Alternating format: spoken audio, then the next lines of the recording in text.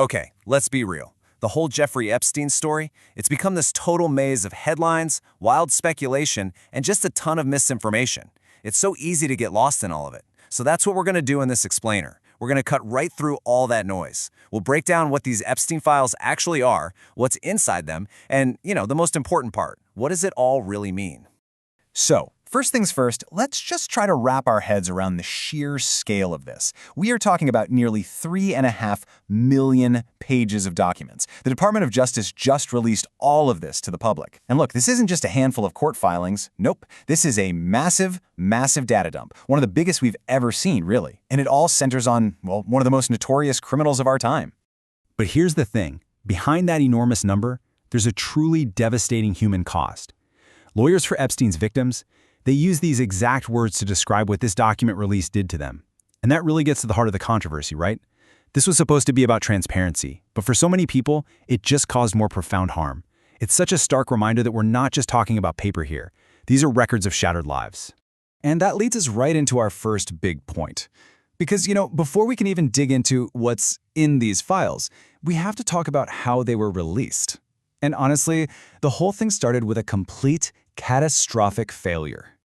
I mean, the scope of the errors here, it was just staggering. We're not talking about a few typos. No, the documents included things like nude photos with the faces of potential victims completely visible, unredacted names and email addresses, private banking information out there for anyone to see. They even failed to redact Epstein's full credit card number and a jail worker's social security number. It was just a catastrophic failure of privacy on a scale that's hard to even imagine. So what was the official explanation for all this from the Department of Justice? Well, they just blamed it on technical or human error. As you can probably guess, for the victims and their advocates, that explanation felt completely inadequate. I mean, given the incredible breach of their privacy and their safety, oops just doesn't cut it. Okay, so that brings up a huge question. What exactly are these millions of documents that were released so badly? Let's really break down what makes up the Epstein files. All right, so officially, when we say the Epstein files, we're talking about all the materials. That means documents, images, and yeah, even videos that the Department of Justice was legally forced to release. This was because of a specific law called the Epstein Files Transparency Act. So, and this is a key point, this wasn't some random data leak. This was a release mandated by Congress. And this is really crucial to get. The Epstein files didn't come from just one place. Think of it more like a giant patchwork quilt. It's a massive compilation from a whole bunch of different, separate legal cases that have been going on for years. We're talking about evidence from cases against Epstein in New York and Florida, the case against his accomplice Ghislaine Maxwell, stuff from multiple FBI investigations, and even the inquiries into his death. It's just this vast, really complex web of information.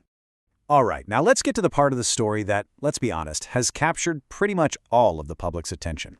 The long, long list of famous and powerful people who are mentioned somewhere in these millions of pages. Yeah, it's a question on everyone's mind, right? So, who was actually named?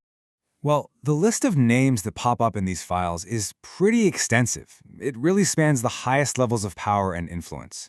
You've got former presidents like Bill Clinton, business titans like Richard Branson, famous entertainers like David Copperfield and Woody Allen, even major political figures like former Israeli Prime Minister Ehud Barak and the strategist Steve Bannon. And really, that's just a tiny sample, but it gives you an idea of the incredible breadth of Epstein's network. Okay, now, I need you to lean in for this part, because this is probably the single most important thing to take away from this entire explainer. Ready?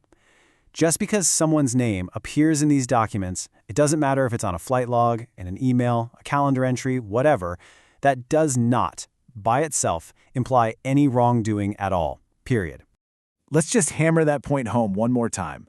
From a legal standpoint, being named in a document is not evidence of a crime. That's the core principle here. These files, they show associations, meetings, travel. They're like a logbook, but they are not a verdict. Being mentioned is not the same as being implicated, and it's definitely not the same as being charged or convicted of anything. Okay, so with that crucial piece of context out of the way, let's pivot. Let's move away from the famous names and all the speculation and get back to the cold, hard facts of this case, the horrific crimes that Jeffrey Epstein was actually charged with. So what you're seeing here is the cover of the official indictment against him.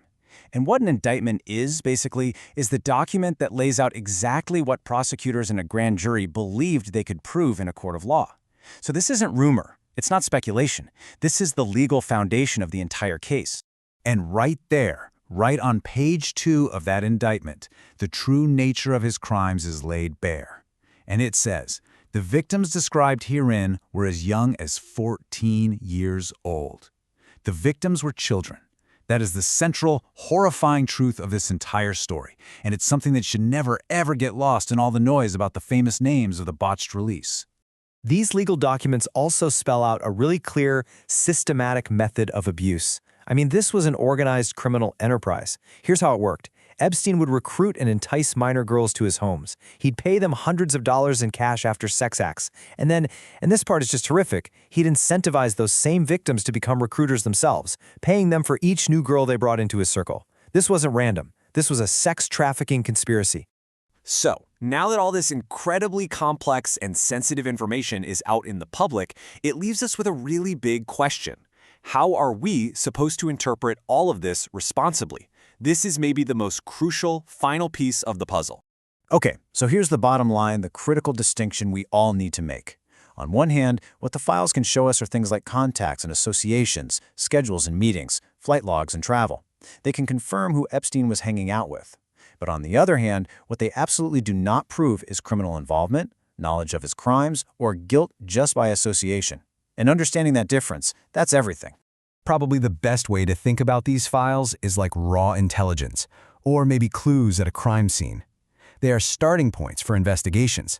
They're not conclusions. They raise a ton of questions, but they don't give us all the answers. And treating them like a final verdict isn't just wrong, it's actually dangerous. And all of this leaves us with one last, really big question to think about. The entire release of these files was done in the name of transparency, right? But what happens when that process backfires?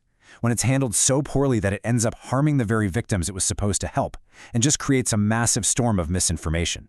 When transparency backfires, who really pays the price?